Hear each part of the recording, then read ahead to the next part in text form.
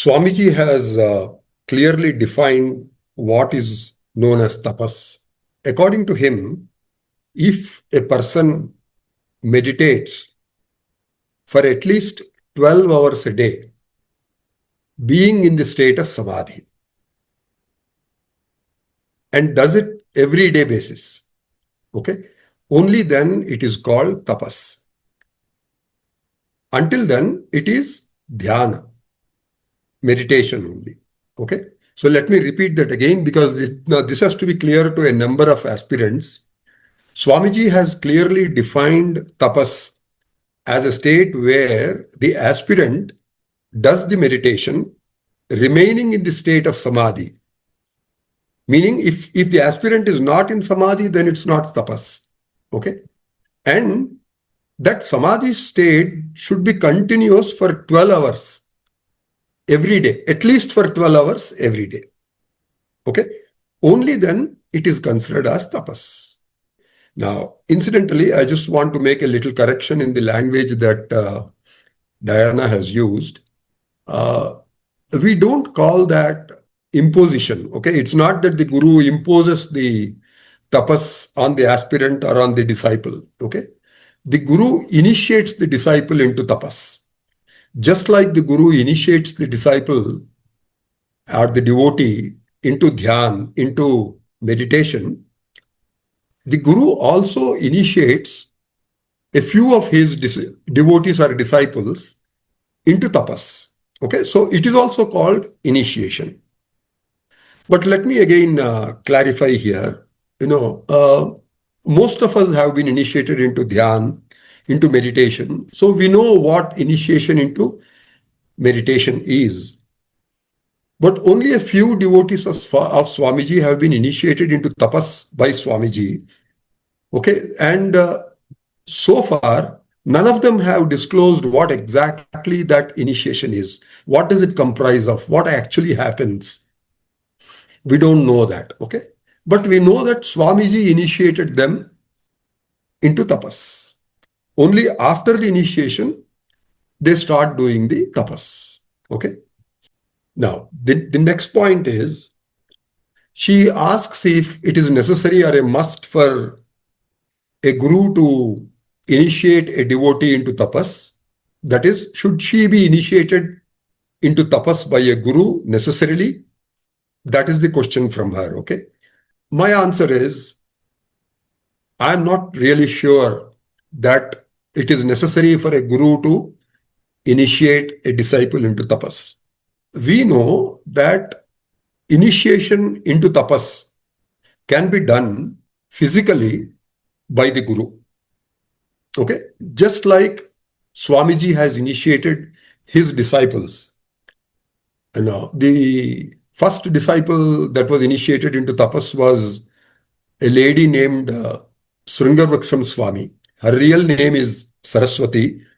She was given the name of Sringavraksham Swami because of the village that she belonged to. Okay. Then we have Pichaya. After that, we have Shivabalayogi, or who is also called Kondangi Balayogi. Okay. Then we have Shivaramayyogi. Then we also have Swami Kena. His given name was Ken Parmort. He was also initiated into tapas by Swamiji in Bangalore itself, at the Bangalore ashram. Swami Kena, okay. Now the pictures that you are seeing here are that of a disciple of Swamiji called Kondangi Swami. His given name was Satyanarayana. So that's why he was given a name by Swamiji called Shivabalayogi. Okay, so that is one example I have given, wherein physically the guru initiates his disciples into tapas. Okay. See, this is a photograph or actually a painting of Satyaraju being initiated into tapas by Lord Shiva, who actually appeared in the form of Jangamadevara. Okay. Now we say that Jangamadevara was actually an astral form, that form of Jangamadevara was only an astral form. It was not a physical form, because the other boys who were with Swamiji, whom you see in the picture behind Satyaraju, none of them could see Lord Shiva. None of them could see the Jangamadevara. Okay? Only Satyaraju could see him. So that makes it clear that it was an astral form of Lord Shiva and not a physical form. If it were a physical form, all the others also could have seen him. Okay? Now, so I am trying to give you other examples of a guru initiating a shishya into tapas. Okay, we know that Ramakrishna Paramahamsa was initiated into tapas and given the experience of samadhi by a person named Totapuri. Okay, so Swamiji used to tell us that Totapuri was the guru of Ramakrishna Paramahamsa, I mean. Okay, we also know that sage Valmiki, the author of Ramayana, he was initiated into tapas by sage Narada Mahamuni. Okay, and Swamiji also told us that Jesus Christ was also initiated into tapas by sage Narada Mahamuni. Okay, so these are all examples of disciples who have been initiated by their guru into tapas. Either the guru being in a physical form or the guru being in an astral form. Okay. Now, but I mean, the question is it necessary for a guru to initiate the disciple into tapas? Okay. Now, I could think of two other examples. The first one is that of Arjuna. Okay. I mean, we all know, all of us who have read Mahabharata know that Arjuna performed tapas for 1 year. Okay. During their Vanavasa. They went for Vanavasa. They were sent to Vanavasa for 12 years. And the last year of that 12-year time, Arjuna had performed tapas for Lord Shiva and he was successful in the tapas. So Lord Shiva appeared in front of him, manifested in front of him, and Arjuna asked him a boon. He said, I want the Pashupatastra. So Lord Shiva gave him the Pashupatastra. So that clearly shows that the tapas was successful. Okay, he got what he wanted. He got a boon. But who was the guru of Arjuna? Who initiated him into tapas?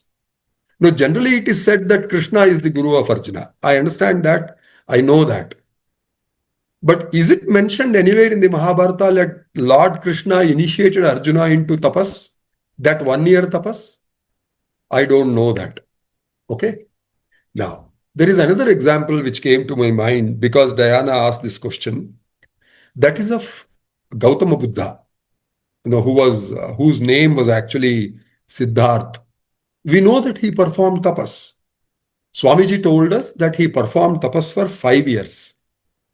And we know he was also successful because only then he became Gautama Buddha.